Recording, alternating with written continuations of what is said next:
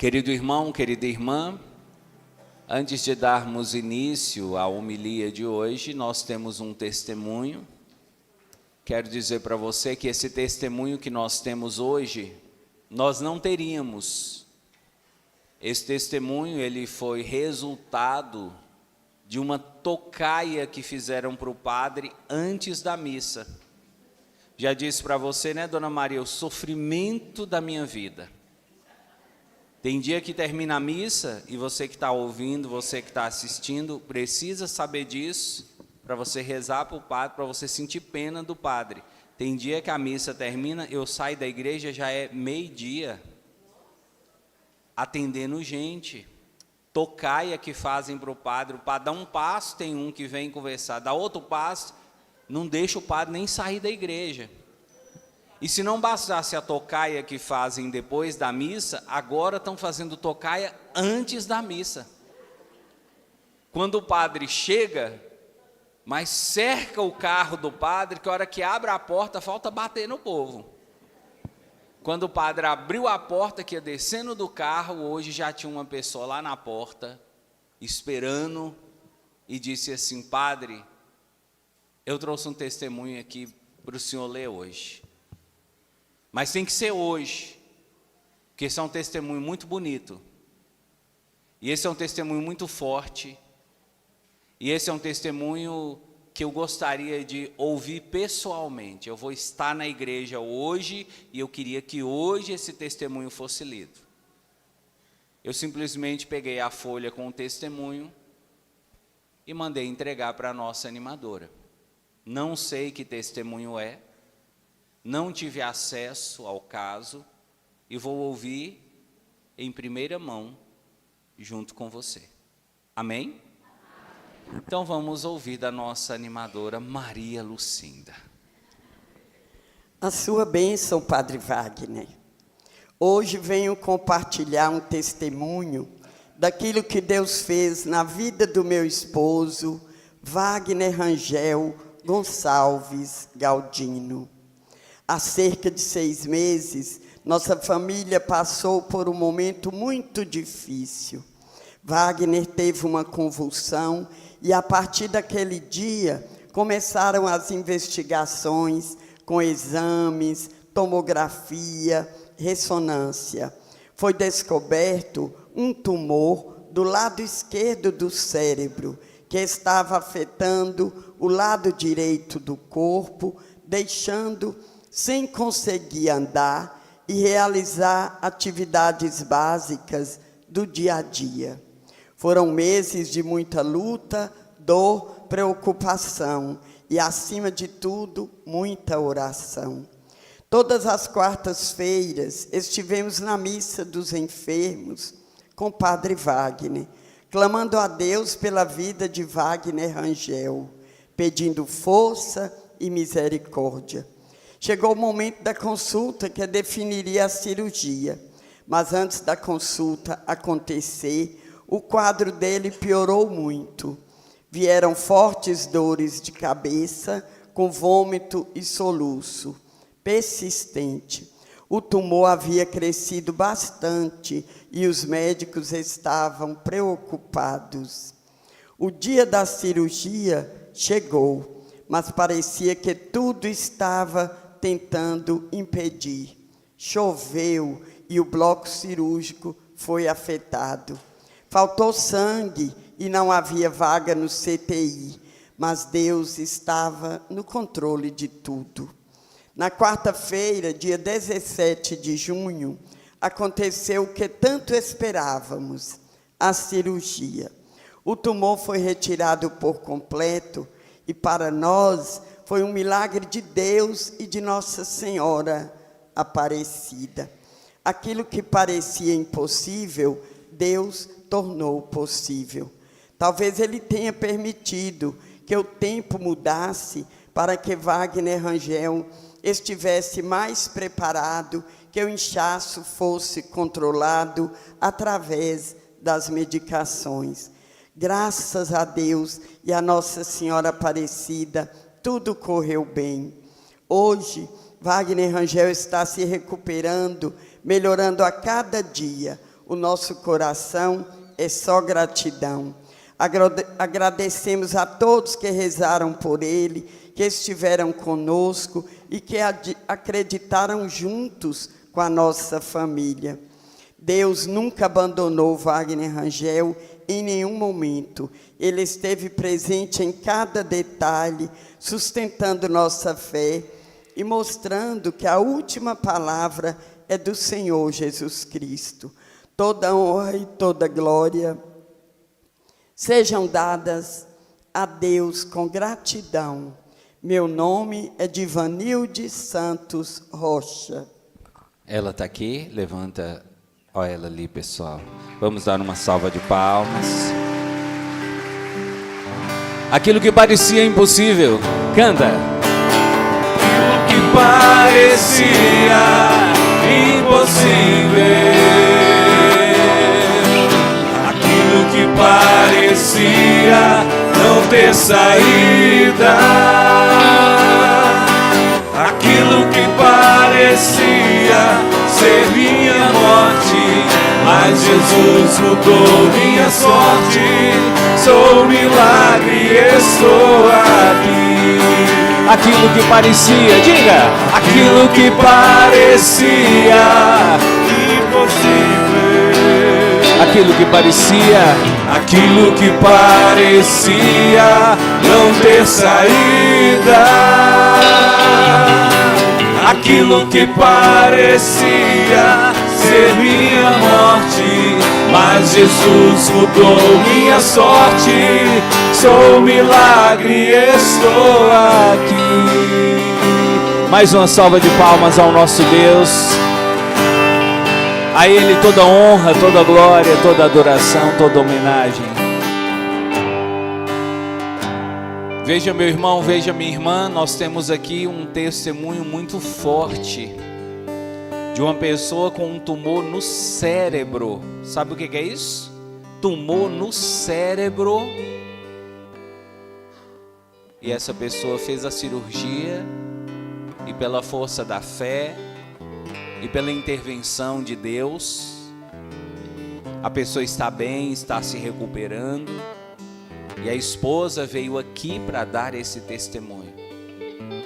Que esse testemunho seja um incentivo para você que está doente, você que precisa fazer uma cirurgia, você que vai fazer uma cirurgia, você que já fez uma cirurgia, você que está com diagnóstico de câncer, você que talvez está com alguma doença rara, você que recebeu um diagnóstico de um médico que trouxe preocupação e angústia para o seu coração, que esse testemunho seja como bálsamo no seu coração para te mostrar, quando a gente crê em Deus, até aquilo que parecia impossível se torna realidade pela força da fé. Amém? Meus irmãos, minhas irmãs, eu disse para vocês que hoje nós estamos celebrando a solenidade da Natividade de São João Batista. O que mesmo é isso? É o dia do nascimento de São João Batista. Quem foi São João Batista? Foi o filho de Isabel e Zacarias, que era primo de Jesus e que nasceu antes de Jesus para preparar o caminho do Senhor. O nascimento de João Batista é tão importante e a sua vinda ao mundo é tão importante que a igreja celebra essa data como uma solenidade, como se hoje fosse um dia de domingo. E é tão triste a gente perceber que muitos católicos não entendem o que é uma solenidade. Não vêm à missa na solenidade, só vêm no domingo e acabam perdendo de celebrar essas datas muito especiais quando elas caem durante a semana. Mas você que veio, você que levantou cedinho, você que está aqui, você que fez esforço, às vezes termina a missa, eu fico assim admirado, o pessoal termina a missa, o pessoal fica tudo ali no passeio, ó, todo mundo com um celularzinho na mão, Dona Maria, é tão engraçado. Dona Maria com seu celular, seu Zé com seu celular, eu passo e falo, o que é isso, Dona Maria? O que você está aí mexendo no celular, está jogando o jogo do tigrinho? Ela, não, padre, eu estou chamando o Uber para eu voltar para casa. Então, a gente percebe o esforço de muita gente que levanta cedo, pede Uber, pessoas que às vezes nem sabem mexer com o celular direito, pega o celular e entrega e fala assim, pede um Uber aqui para mim. Mas vem, a você que veio participar da missa nessa solenidade, eu quero agora pedir uma salva de palmas para você também.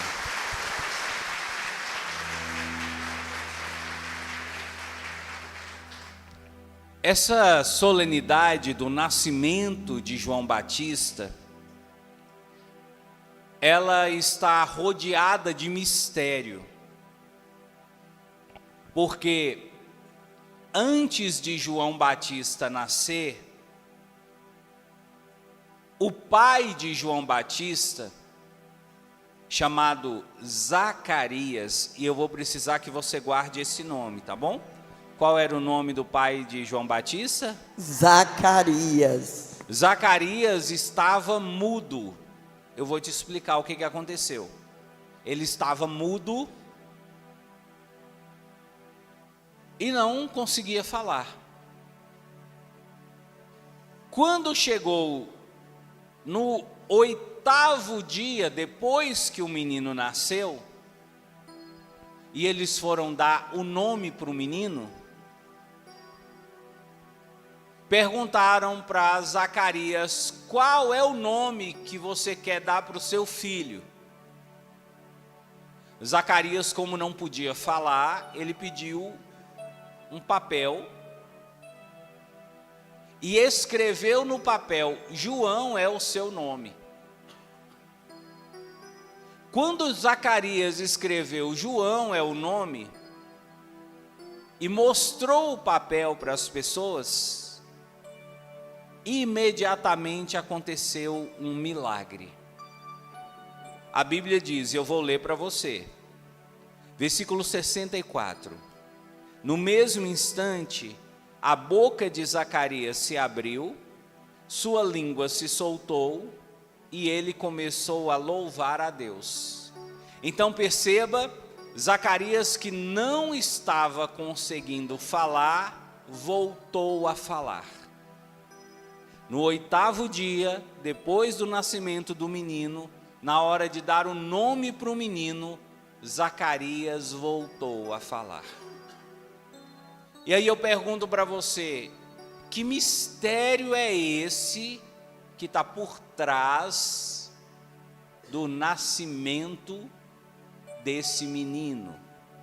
Que mistério é esse que está por trás da mudez de Zacarias? O que foi que aconteceu com Zacarias que ele não conseguia falar?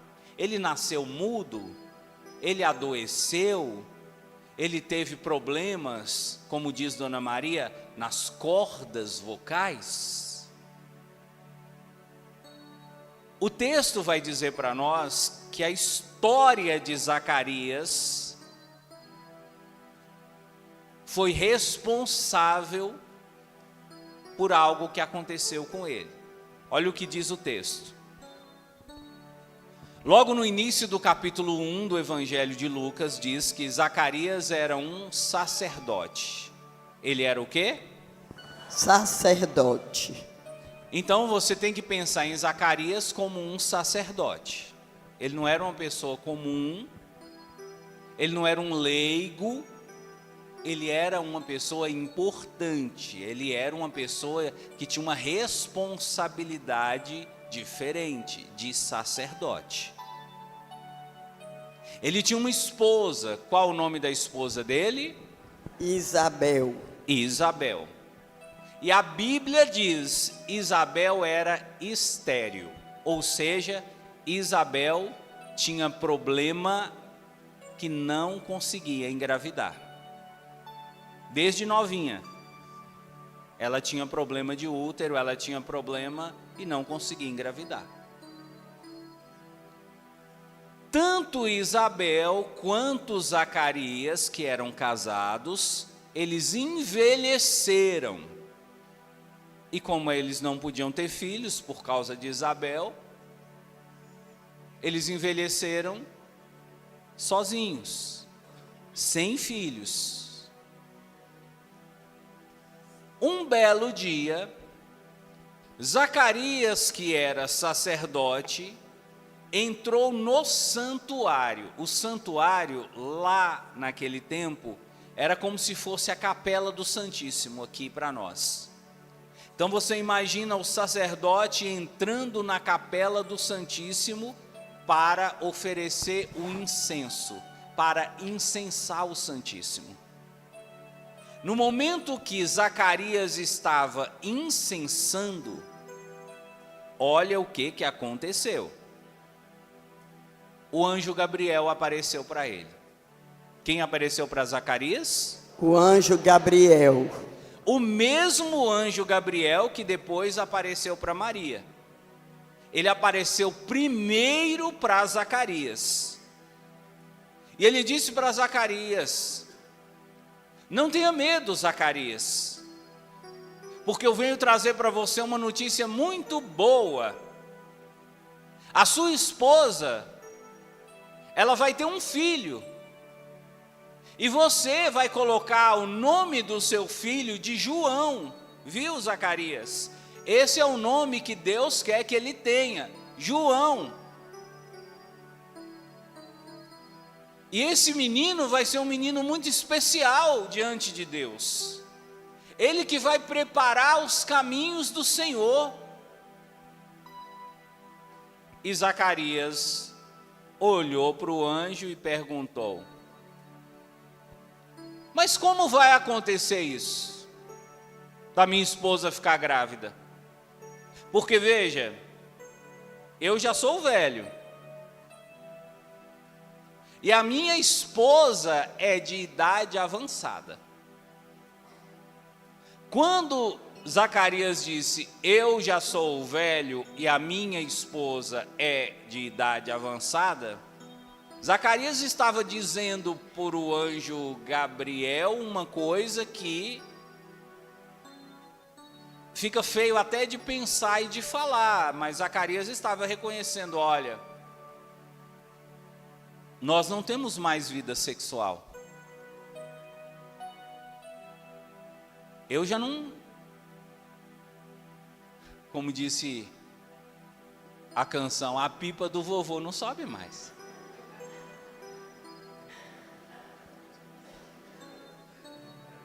E minha esposa já entrou na menopausa. Veja que Zacarias nem citou o fato de que ela era estéril. Ele simplesmente usou a questão da idade. Ele falou, eu já sou idoso, ou seja, eu já sou impotente. E a minha esposa já é idosa, ela já entrou na menopausa. Então, a gente não tem como ter filho mais. Como é que vai acontecer isso? A maneira como Zacarias falou para Gabriel foi típica de alguém que está dizendo, não tem como isso acontecer. Não tem chance da gente ter filho, porque nós não temos mais biologicamente condição. E na hora Gabriel falou para ele, Zacarias, deixa eu te falar uma coisa. Eu sou Gabriel. Eu sou um anjo de Deus. Eu não sou um ser humano, um homem de carne e osso que veio te dar essa notícia. Eu sou um anjo, eu vivo na presença de Deus. Agora, como você duvidou das minhas palavras, você ficará mudo e não poderá falar até o dia em que essas coisas acontecerem. Então perceba, Zacarias ficou mudo depois desse encontro com o arcanjo Gabriel. Quem está acompanhando, diga amém. Amém.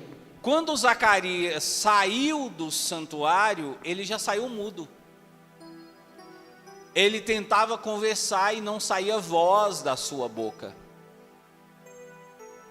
E assim ele foi embora. E assim ele ficou os 9 meses de gestação de Isabel. E o menino nasceu e ele ficou mudo. E passaram 8 dias e ele mudo. Somente na hora que ele falou que o nome do menino era João, é que ele voltou a falar. Isso nos leva ao seguinte questionamento: por que é que Zacarias ficou mudo? Você responde, porque ele duvidou. Tá. Mas se ele ficou mudo porque ele duvidou, nós podemos então fazer a seguinte pergunta: Zacarias então recebeu um castigo de Deus? E a partir dessa pergunta nós podemos fazer outra pergunta: Deus castiga? Queria ouvir de você. Na sua opinião, Deus castiga as pessoas, sim ou não? Se Deus não castiga, o que é que aconteceu com Zacarias? O que foi que aconteceu para ele ficar mudo? Nós temos que pensar sobre isso, e é sobre isso que a nossa homilia vai tratar. A homilia de hoje se chama Castigos de Deus. Eu quero levar você ao seguinte pensamento: é possível afirmar que Deus castiga? Você disse que não. Mas se Deus não castiga, o que foi que Zacarias recebeu? O que foi que aconteceu com Zacarias? Foi uma maldição, mas um anjo de Deus pode amaldiçoar, pode lançar coisas ruins sobre alguém? Para princípio de conversa, olha para o padre. Eu quero que você guarde a seguinte afirmação na sua cabecinha, no seu coração: Deus castiga as pessoas? Resposta: sim. Deus castiga as pessoas? Resposta: sim. Deus castiga as pessoas? Resposta: sim. E eu vou te provar na Bíblia. No livro de Provérbios, capítulo 3, versículo 12, está escrito assim: o Senhor castiga a quem Ele ama. Então você percebe que Deus não castiga todo mundo. Ele castiga apenas a quem Ele ama. Aí você já começa a perceber uma característica do castigo de Deus. O castigo de Deus não é uma expressão da raiva, da fúria, da vingança de Deus. É uma expressão do amor. Deus castiga porque Ele ama. Tem outra passagem na Bíblia que merece a sua atenção. Carta aos Hebreus, capítulo 12, versículo 6. Olha o que está escrito: o Senhor corrige a quem Ele ama e castiga todo filho que reconhece como seu. Aqui na carta aos Hebreus, a Bíblia está nos dizendo que Deus nos castiga como um pai castiga o filho. Quem aqui tem filho, diga amém. Amém. E você que tem filho, você já castigou o seu filho alguma vez, sim ou não? Sim. O castigo que você fez com o seu filho serve como exemplo para você entender o castigo que Deus faz com as pessoas. Você castigou o seu filho, é porque você odiava ele, sim ou não? Não. Você castigou o seu filho, é porque você queria destruir a vida dele, sim ou não? Não. Você castigou o seu filho por amor, não foi? Então, da mesma maneira, Deus nos castiga não porque Ele tem raiva de nós. Deus nos castiga não porque Ele quer nos destruir. Deus nos castiga por amor. O castigo de Deus é uma maneira que Ele utiliza para nos corrigir, para nos disciplinar, para nos educar, para purificar a nossa vida. Amém?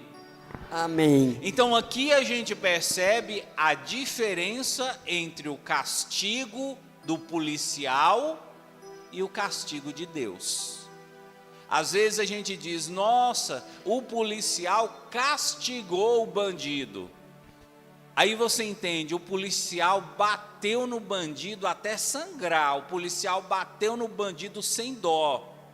Esse castigar tem o sentido de fazer violência, tem o sentido de causar dor e sofrimento, tem o sentido de vingança, de fazer o outro pagar. O castigo de Deus não é desses. O castigo de Deus é daquele pai que deseja corrigir o filho, para que o filho se torne melhor, para que o filho aprenda, para que o filho seja disciplinado. Amém? Mas aqui entra uma outra questão. Como é que Deus castiga? Porque veja, a gente costuma dizer que Deus é amor. A Bíblia diz que Deus é amor. Como que um Deus que é amor, ele pode castigar, ele pode fazer o mal?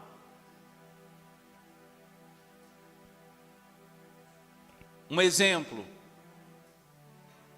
Você foi no médico e o médico disse que você está com câncer.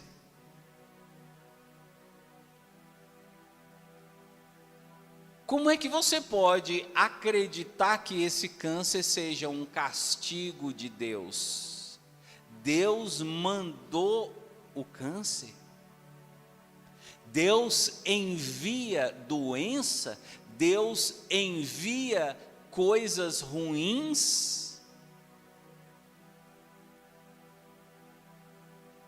Como entender que Deus, que é amor, castiga seus filhos? Para entender isso, você vai ter que vir com o padre. Vem com o padre agora. Olha para o padre. Quando a gente fala que Deus castiga, a gente tem que entender assim: Deus não manda o mal. Deus não faz o mal para ninguém. Amém, pessoal? Amém. Porque Deus, ele é o sumo bem. E no bem não há mal. Deus é a luz, na luz não há trevas. Se você acredita que Deus é bom, mas Deus faz o mal, então Ele não é tão bom assim. Porque quem é bom não faz o mal. Amém, pessoal? Amém. Então, como é que nós entendemos, a teologia católica entende o castigo de Deus? Entende assim: Deus castiga seus filhos não fazendo o mal. Deus não faz, Deus não envia o mal para os seus filhos. Mas Ele permite que os seus próprios filhos passem por situações de sofrimento que representam um mal, para desse mal tirar uma coisa melhor. Exemplo: você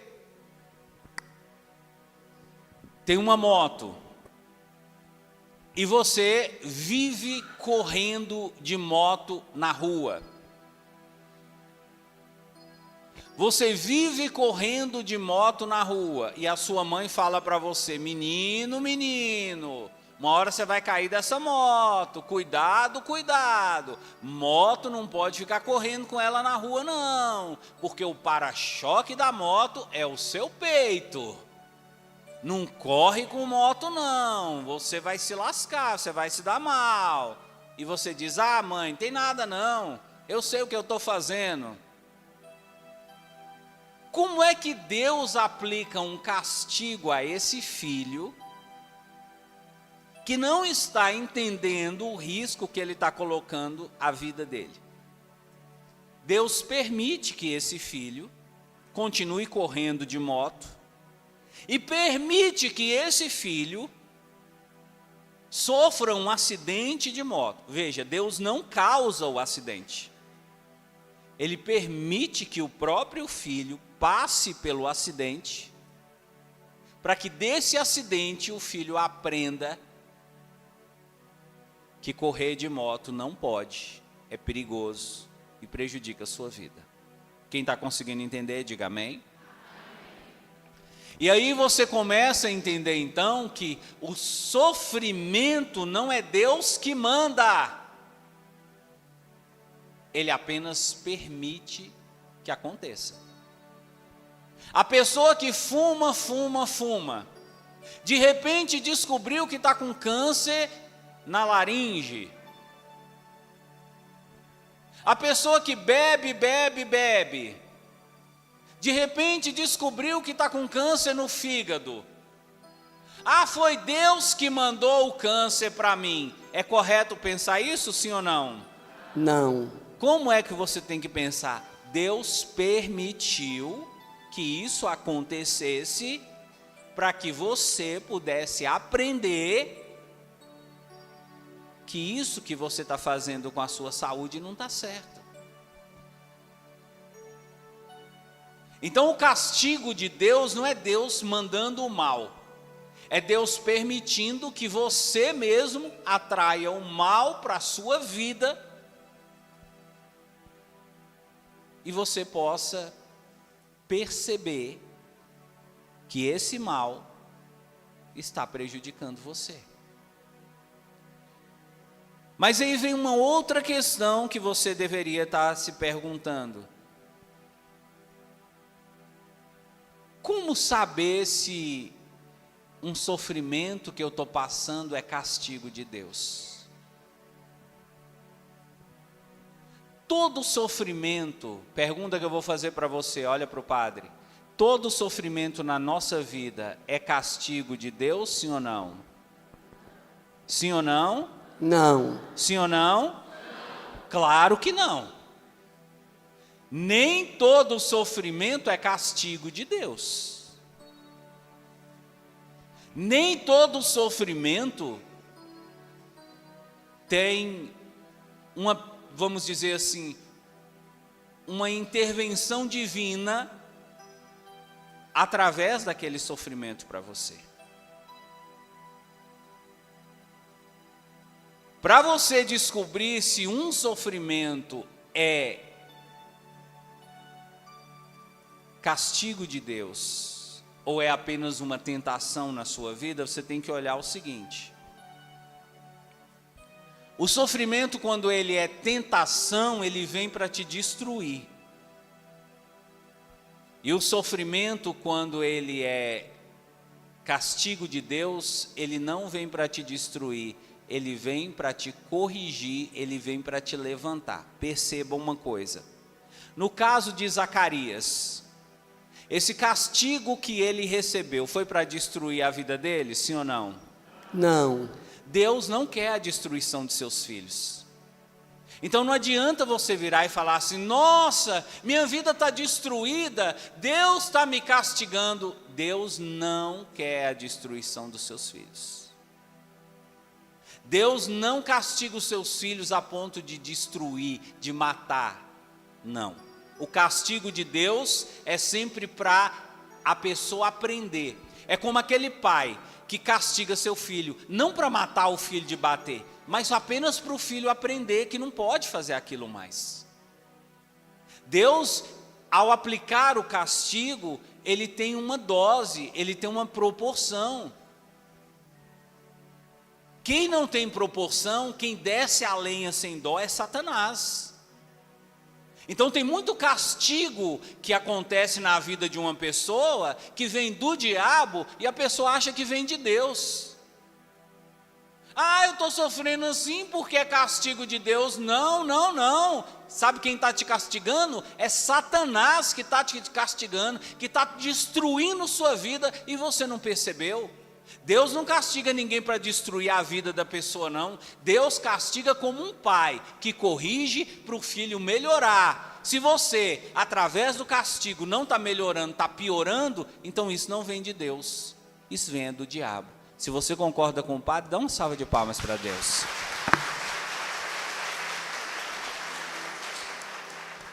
Outra coisa que você precisa saber, o castigo de Deus, ele tem sempre um tempo de duração limitado. O castigo de Deus, ele não é para sempre. Deus, ele é como aquele pai que fala: você vai ficar sem internet uma semana, mas depois de uma semana você volta com a internet. Deus é como aquela mãe que vira para a filha e fala: você vai ficar sem ir na casa da sua coleguinha por 3 dias, mas depois de 3 dias você volta. Veja que Deus falou para Zacarias: você vai ficar sem falar até a criança nascer. Depois que a criança nasceu, Zacarias voltou a falar. Nenhum castigo de Deus é para sempre. Nenhum castigo de Deus é para a vida inteira. Porque o castigo que é para a vida inteira, ele deixa de ser um castigo, ele se torna uma punição, ele se torna uma pena. E a ideia de Deus não é fazer você sofrer uma pena para sempre, é mostrar para você que você está cometendo um erro, para você corrigir e consertar. Então a gente ouve falar de pessoas: ah, padre, olha isso, eu era casado,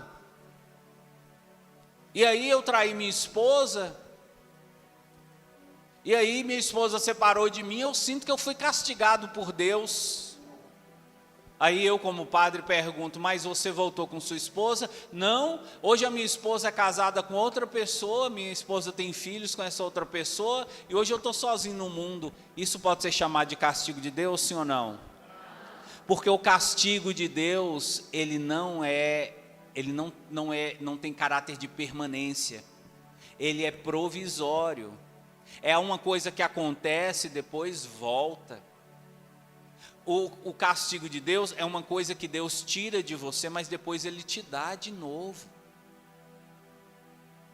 Se você tem uma esposa, você perdeu sua esposa e ela não voltou nunca mais, isso não é castigo de Deus. Porque quando é castigo de Deus, aquilo vai, mas depois volta.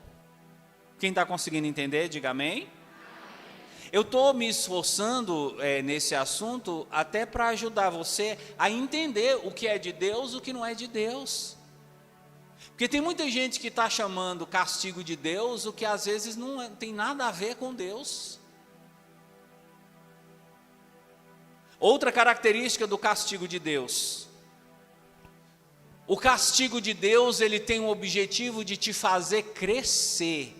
Todas as pessoas, quando passam pelo castigo de Deus, elas saem melhores do que elas estavam antes. Todas as pessoas que passam pelo castigo de Deus, elas amadurecem, elas se tornam pessoas melhores. esse é um dos sinais para ser castigo de Deus. Se você está sofrendo, e desse sofrimento você não consegue se tornar uma pessoa melhor, isso não é de Deus. O que é de Deus é aquilo que te torna melhor. O que é de Deus é aquilo que te faz crescer, é aquilo que faz você amadurecer, é aquilo que faz você evoluir. Agora, se você passa por uma situação de sofrimento, e através dessa situação de sofrimento, você se torna pior a cada dia, você fica mais revoltado, você afasta da igreja, você briga com todo mundo, isso não é de Deus. Talvez seja até de Satanás e você está achando que é de Deus. E a última característica para a gente encerrar: o castigo de Deus tem o objetivo de nos levar para mais perto de Deus. Deus não castiga ninguém para a pessoa se afastar dele. Todas as pessoas que passam pelo castigo de Deus, elas voltam a ficar mais perto de Deus. Perceba, por exemplo, o caso de Paulo. Paulo estava indo para Damasco, ele no meio da viagem ficou cego, caiu, recebeu um castigo, mas depois ele voltou a enxergar, e depois ele ficou mais perto de Deus do que ele estava. Perceba o caso de Jonas. Jonas desobedeceu a Deus, foi jogado no mar, foi engolido pelo peixe, recebeu um castigo, sofrimento, ficou 3 dias na barriga do peixe, depois foi cuspido para a beira do mar.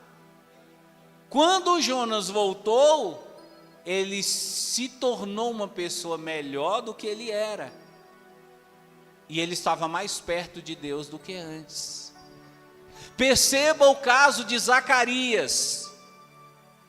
Zacarias duvidou de Deus, Zacarias questionou a Deus, recebeu o castigo, vai ficar sem falar, ficou 9 meses e 8 dias sem falar, mas depois Zacarias voltou a falar, e quando ele voltou a falar, ele ficou mais perto de Deus do que ele estava. Está observando?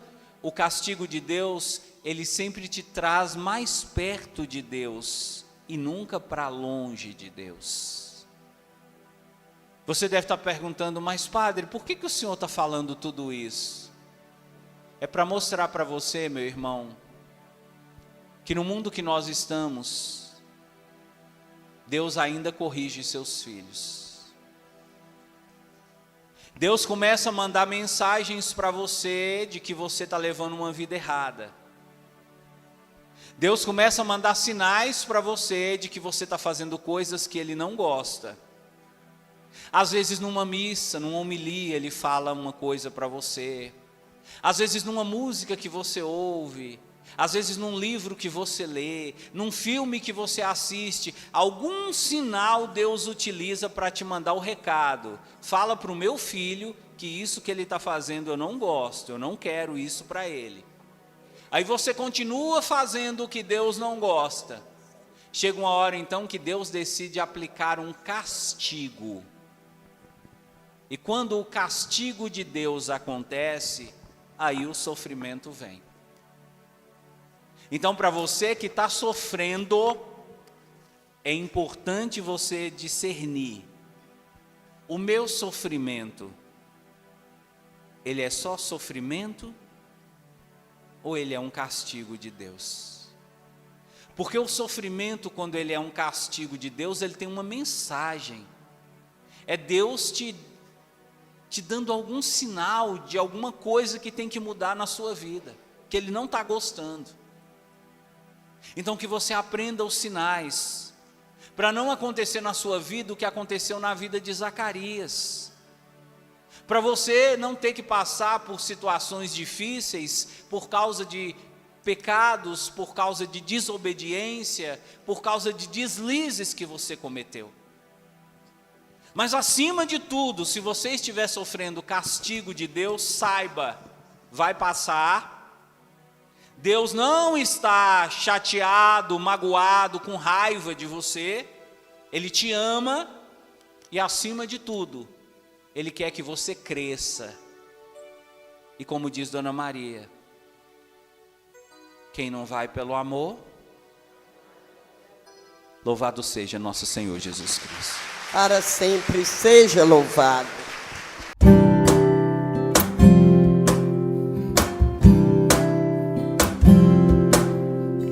Aleluia, aleluia.